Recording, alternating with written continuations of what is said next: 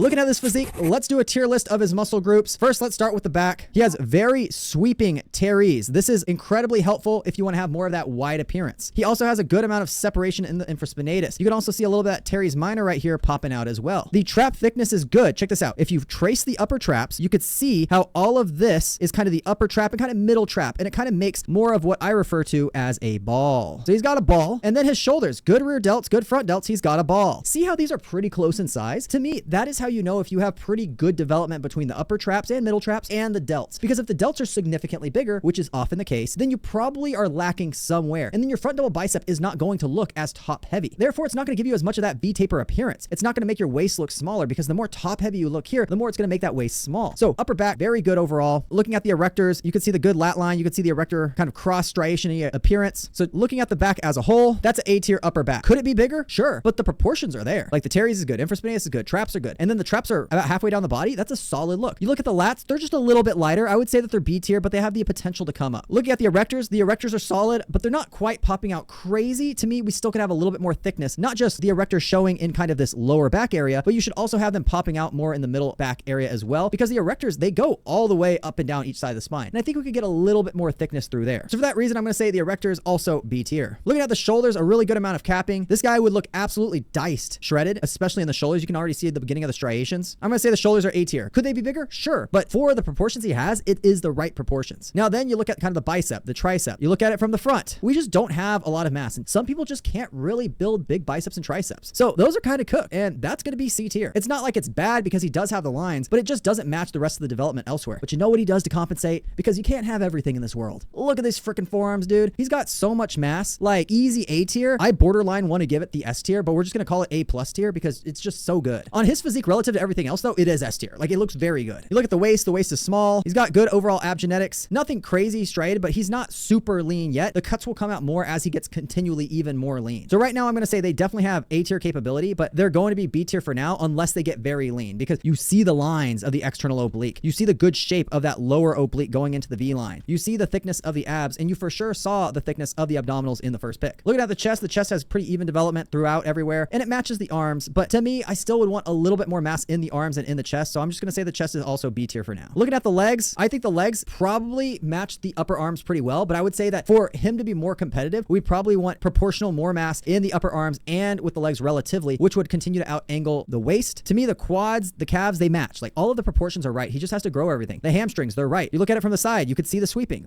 Everything is right, but it's just not quite big enough to really out angle the midsection. So maybe it changes a little bit whenever he cuts down, but I'm going to say exactly all of that is B tier, and it's all proportional. Like it looks really good. We just need to bring up a couple of areas or grow a little bit more overall, and we're just right there on the money with the proportions.